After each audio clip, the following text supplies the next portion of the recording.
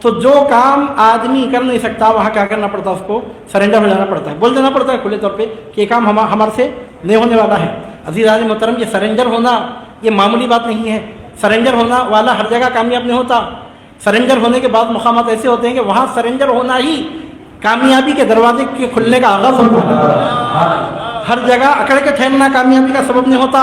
بعض مقامات ایسے آتے ہیں کہ جہاں ختموں میں گردن جھکا دینے سے ولایت کی خلطیں نصیب ہوتی ہیں۔ عزیزان محترم، ہر جگہ اپنے آپ کو دکھانا ضروری نہیں ہوتا۔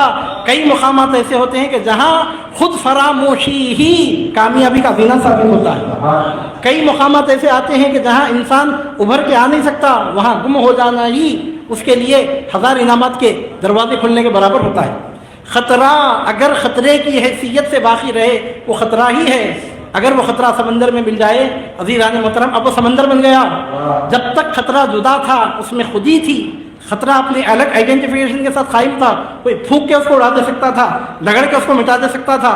لیکن جب وہ خطرہ سمندر میں مل گیا، عزیزان محترم، اب اس خطرے کو مٹانا کسی کے بس کی بات نہیں ہے۔ اس خطرے کو مٹانے کے لیے اب پورے سمندر کو مٹانا ہوگا۔ جب تک کوئی خود اپنے آپ کا، اپنے معاملات کا رسپانسبل تھا، ذمہ دار تھا، اس وقت تک اس کے سب معاملات اس کے ہاتھ میں تھے، اس وقت تک اس کو ابلیس فٹ بال بنا کے کھیل سکتا تھا۔ لیکن جب کوئی کسی نے اپنے تمام معاملات ایسے سنبھالنے والے کے حوالے کر دیے کہ جس نے وعدہ فرما لیا کہ بغیر ایمان کے تو کیا، بغیر توبہ کے بھی تجھے مرنے نہیں دوں گا۔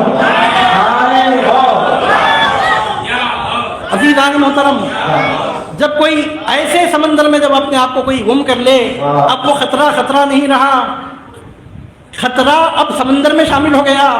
ابلیس کا باپ بھی اگر آ جائے اس کے بس کی بات نہیں ہے کہ کسی قادری کا خاتمہ کفر پر کر دے۔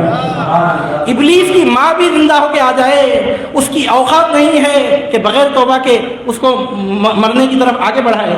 عزیزان محترم، یہاں سے معلوم ہو رہا ہے کہ ابلیس، اس کا پورا خاندان، اس کا پورا لشکر، اس کی پوری اولاد، اس کی پوری ذریت اگر ایک پلیٹ فارم پہ جمع ہو کے آ جائے، کالی پیلی سب کو اپنے ساتھ جمع کر کے لائے، اور اگر کسی قادری کا ایمان چھیننا چاہے، ابلیس اور اس کے پورے خاندان کی مجال نہیں ہے، اوقات نہیں ہے کہ کسی قادری کو مرنے سے پہلے توبہ کرنے سے روک سکے۔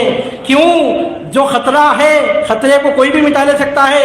اب یہ خطرہ نہیں ہے، دریائے قادریت میں اب یہ ایسا گم ہوا کہ اب اس کا ایمان غوث اعظم دستگیر کی غوثیت کبریٰ کا فیضان ہے۔ اب یہ اس طرح غوثیت کبریٰ کے سمندر میں جذب ہو گیا کہ اس کا ہدایت پر باقی رہنا حضور غوث پاک رضی اللہ تعالیٰ عنہ کے تاج غوثیت کے ساتھ وابستہ ہو گیا۔ اب اس کی ہدایت کو مٹانا ہے تو ان کے سر سے غوثیت کبریٰ کا تاج اتارنا ہوگا۔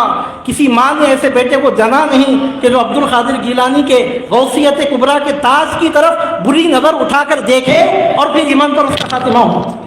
عزیزان محترم، کوئی نظر اٹھا کے دیکھ نہیں سکتا۔